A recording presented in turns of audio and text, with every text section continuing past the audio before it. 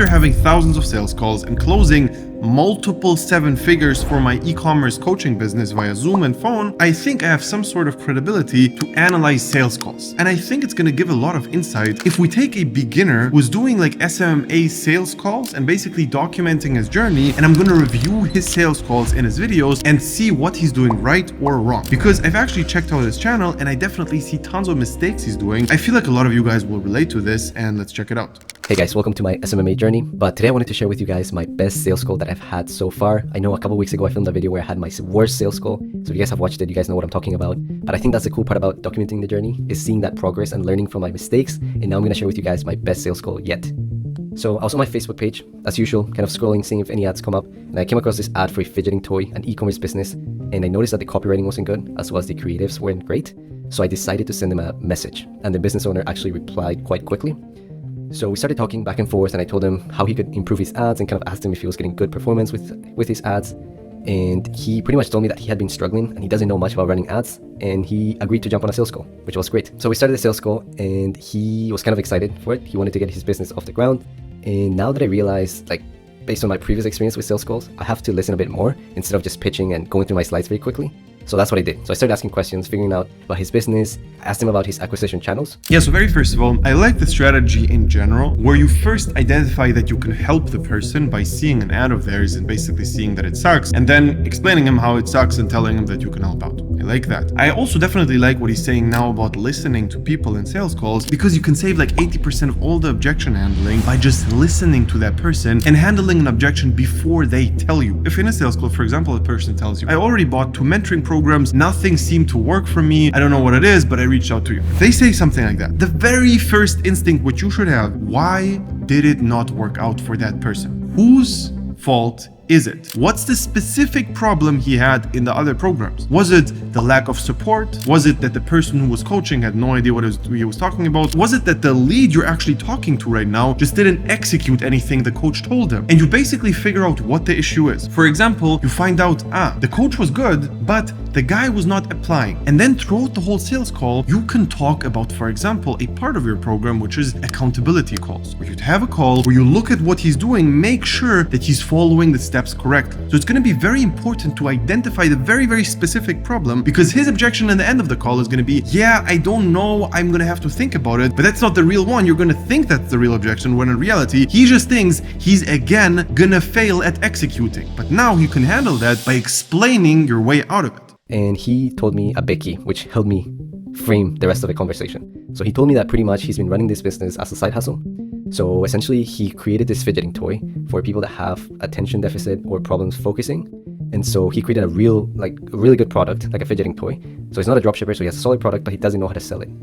So that right there was like a key. And I knew, like, how can I frame my conversation moving forward to make it seem like we can solve this problem, which is pretty much the point of a sales call anyways. Yeah, so this thing is a huge problem, because I'm obviously very deep in the whole dropshipping space, because I've been coaching like hundreds of people and doing it myself. And here, basically, the actual problem for the person, that he developed some sort of product without ever running ads, and he tries to make that product work without having any marketing experience. All right, let me tell you one thing. It's extremely hard to make something like this work. You should probably disqualify that person and not work with him. That's number one. Just because he's going to be so emotionally attached to his product, he developed some sort of fidget toy, I don't see how he's going to be open to selling other things, which you should be convincing him of. But anyways. So yeah, as of right now, he had been selling those word of mouth and trade shows and things like that, but he recently just started doing Facebook ads, and he had no sales through Facebook, which is like the perfect combination. You have a good product and someone willing to try e-commerce ads, and then they don't know how to do it. So that's like pretty much the best setup for a sales call, which is how I framed the rest of the conversation. But as we move forward through, I would say, like, the middle of the conversation, logistic questions started popping up. So questions like, how do you handle my Facebook ads? How do we pay for the ads? How do you guys run it? What are the creatives that I need to make? Do you come up with the creatives? Do I take the photos? All those little logistics questions that I was able to overcome and answer all of those. But I think that's when everything started flowing naturally, and I was getting really confident. And when you're just really confident, everything just starts flowing naturally.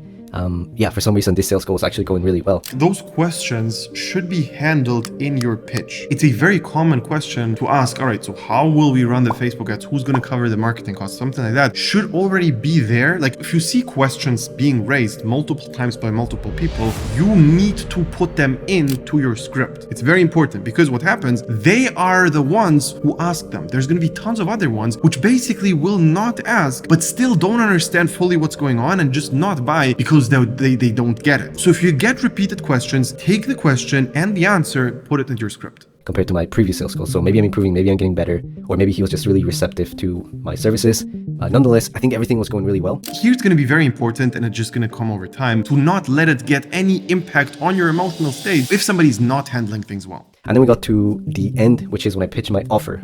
And that's when it comes to objection handling, right? So I pitched my offer, which was $1,000 to manage his Facebook and Instagram ads, and I gave him a guarantee.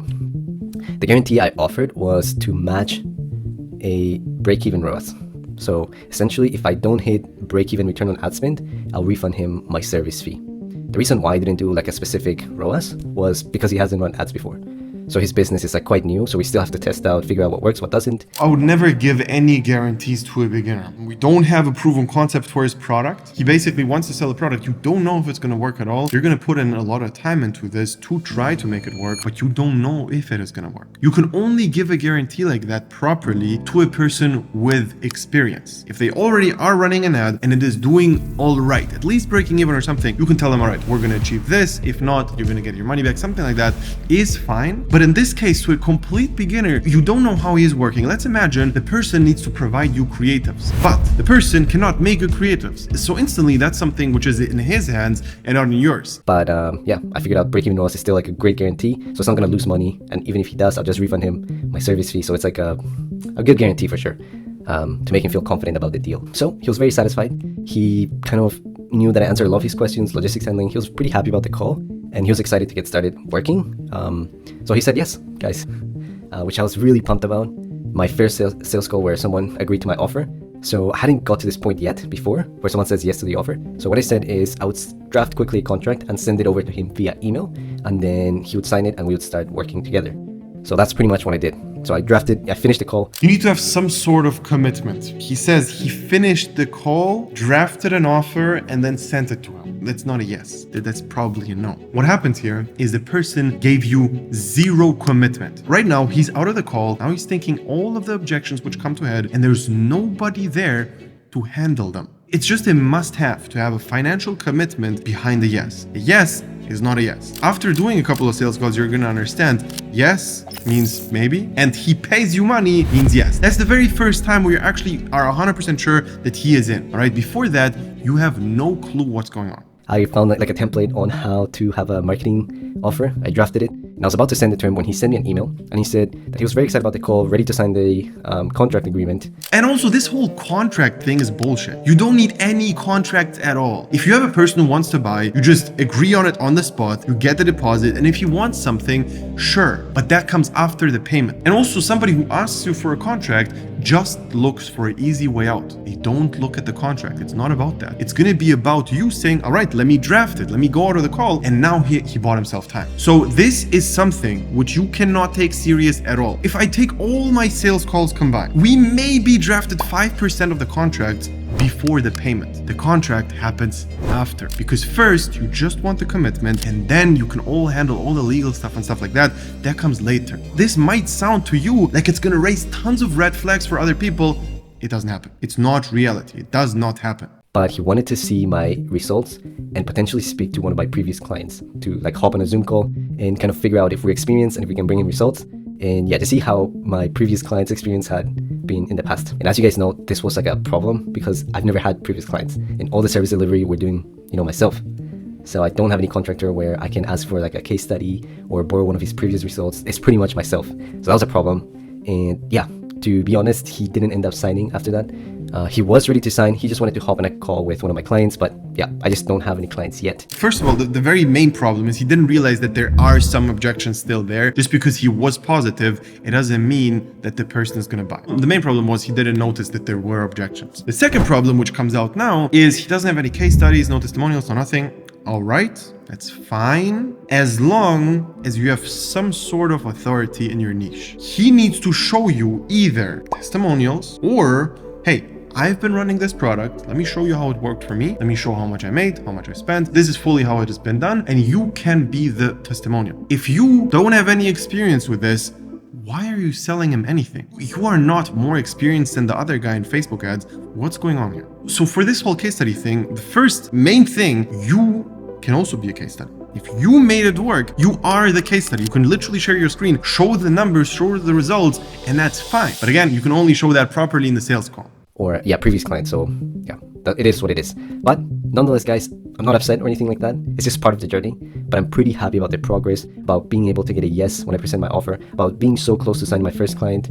So this was definitely a big win. So with that being said, guys, I hope you guys got something out of this experience. Very first of all, I like this whole mentality of seeing smaller wins as bigger wins, and I agree with that. I would not agree that he was close to signing the client just because he said yes. It does not mean anything, but I do like this guy. Now, here comes the part which all of you guys missed. He cold DM'd the person, and that was the sales call. This is the worst setup you can have. He doesn't know who you are. He doesn't know anything about you. He didn't see any previous work of you. He doesn't know anything about you. You just DM'd him and said you can help him, and he's like, all right, sure, let's hop on a call. This requires way more skill in sales. You need to be on point in the sales call to close a client like this. If you have no experience in sales, you can do a very, very simple setup, which is going to solve everything. And it is a YouTube channel. If you have a YouTube channel where you present all the problems which your clients face and all of those things before the person hops on the sales call with you, you can show him that first, show him that you're an expert in the field, and now he already knows who you are. The sales call is easy. Even if you cold DM him and that's how he notices your YouTube channel, everything becomes so much easier. And I'm talking from experience here because I have hundreds of clients before starting a YouTube channel, and you have no idea how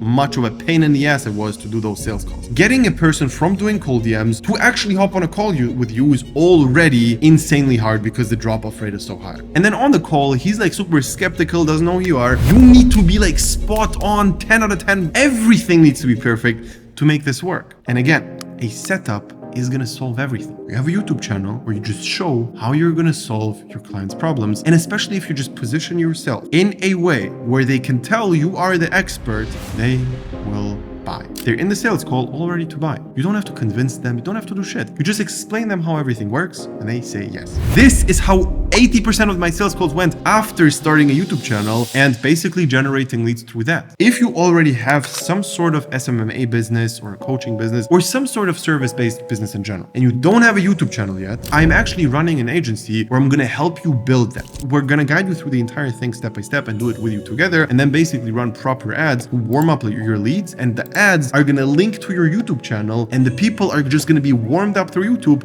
and they just buy. Instead of having those cold ads, which are also much more difficult to convert, you have a step in between. Wait a little bit. You have a cold ad to your YouTube channel. On YouTube, you convert by having banger videos and they buy. If you're interested, click the link below and I talk to you soon.